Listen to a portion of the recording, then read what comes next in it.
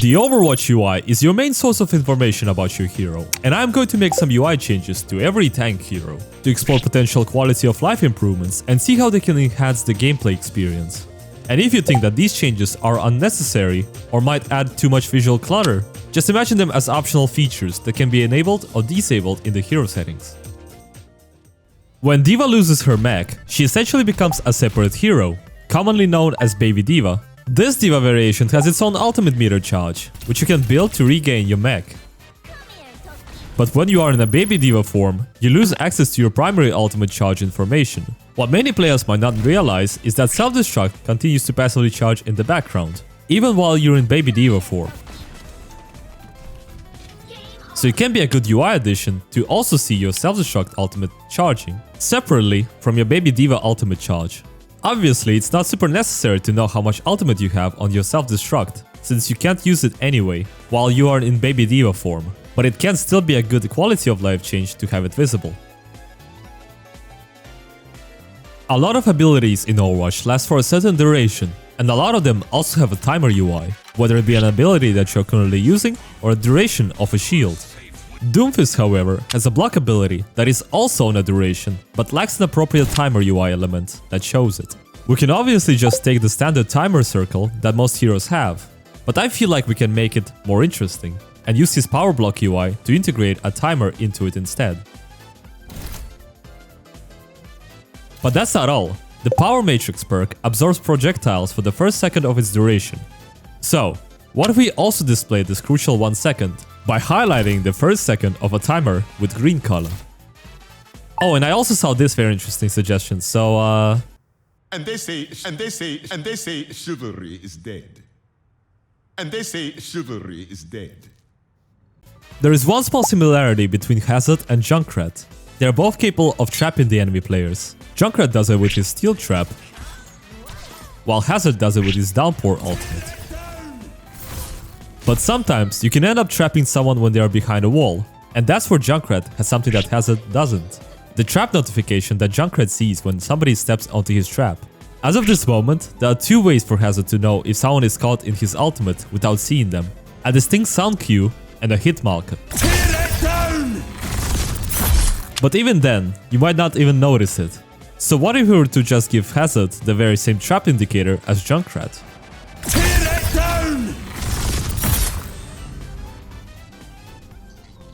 So for this one, I had a choice. Either show how many teammates are inside Junkerqueen's commanding shout, or show how many enemies are bleeding from her abilities. And I decided to go with the second one, because I don't want Lucio Mafia coming to my doorstep saying how I'm turning Junkerqueen into a budget Lucio. So let's go for the bleed indicator. We'll be taking Zenyatta's Orb UI for inspiration. The way it'll work is that it will have 6 individual bars for 5 heroes. The 6th bar is for Rampage Bleed effect, since it lasts for 4.5 seconds instead of the usual 3 seconds. The number at the bottom will also show you how many targets are bleeding. Whenever you wound a target, it fills up 1 bar. When you hit 2 targets, it fills 2 bars. When you hit 2 targets and a third one a second later, it fills the bar equivalent to 3 seconds. Now you'll be able to see precisely how many players are bleeding and its duration. You know, Mauga reminds me of Heavy from Team Fortress 2. And you know what else is unique about Team Fortress 2? The weapon kill icons. Most weapons in TF2 have a unique kill icon, which will always tell you what weapon ended up killing you. There are 7 ways Mauga can score kills in the game. With his primary gun, with his secondary gun, with both of his guns, with the fire damage, with his overrun ability, with his melee, and Winston one-trick player, rage quitting upon seeing you counterpick him. Nope. And for all of these eliminations, except their overrun and melee, the standard right pointing arrow is used in the kill feed. So let's change that, shall we?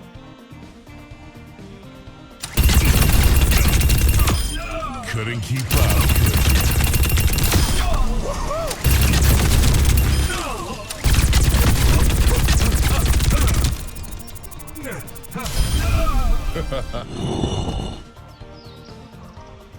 What? You thought I'm not going to include a rage quit kill icon? Do not underestimate me. Orisa. Greetings. Let me check what I have in store for Orisa. Yeah. I know how much you all love playing Orisa. So let's make this change possible.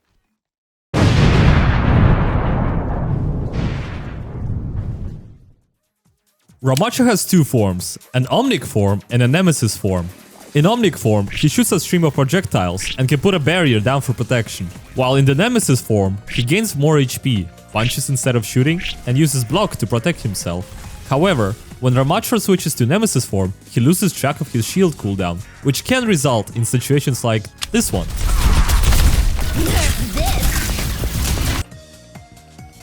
So let's fix that. Whenever Ramattra transforms to his Nemesis form, the Void Barrier ability icon persists on the screen, but the key binding is removed, so you can always keep track of barrier's cooldown. You see, I'm obviously qualified to give my opinion for Reinhardt's UI change, because I have astonishing 16 hours on him, and that is since Overwatch release in 2016. So my expertise is obviously valid for this one. So the change I have for Reinhardt is an MTD counter. Whenever you pin or shatter an enemy tank, a counter goes up.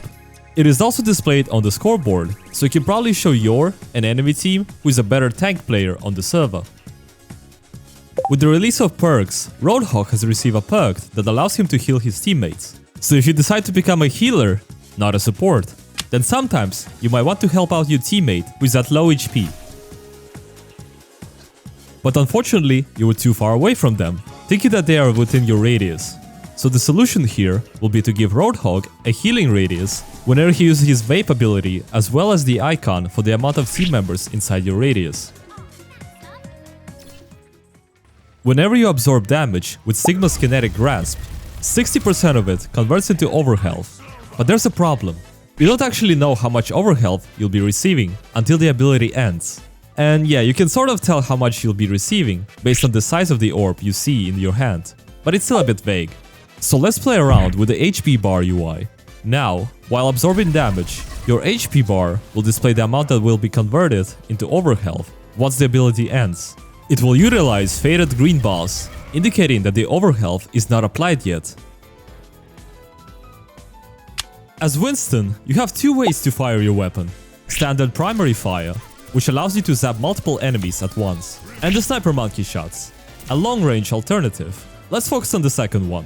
In case you don't know, whenever you press your secondary fire, it charges your shot, and it scales from 15 to 60 damage. However, there is no UI indicator for the charge.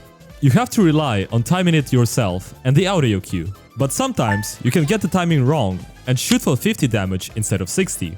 And those 10 missing damage points can sometimes matter a lot. So it will be a nice quality of life change to introduce a charge meter for his secondary fire, which only appears when you charge it and stays on your screen for a couple of seconds before disappearing. Everyone makes mistakes. There's one small quality of life UI change I've always wanted to make for Zarya. Whenever you bubble yourself or a teammate, the bubble technically acts as a temporary HP. But here's the issue. Instead of being displayed on your HP bar, it's completely invisible. This means that when you're taking damage, you have no clear way of knowing how much more damage your bubble can absorb before it breaks. So, what if we displayed bubble HP directly on your HP bar, both in first person and third person? Go. When it comes to UI quality, Wrecking Ball actually has some of the most informative UI elements in the game. His roll ability icon changes based on his form, a ball icon in first person and a hamster icon in third person. When using Adaptive Shield, the icon updates to indicate that you can distribute overhealth to teammates. You can also see how many enemies and teammates are within your Adaptive Shield radius. And if you haven't noticed, when you're high enough off the ground, a dark orange pointing down arrow appears, letting you know that you have enough height to use the pile drive ability.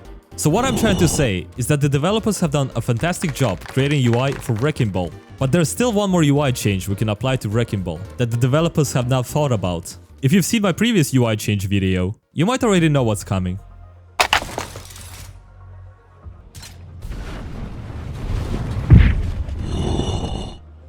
I'm not sorry for this one.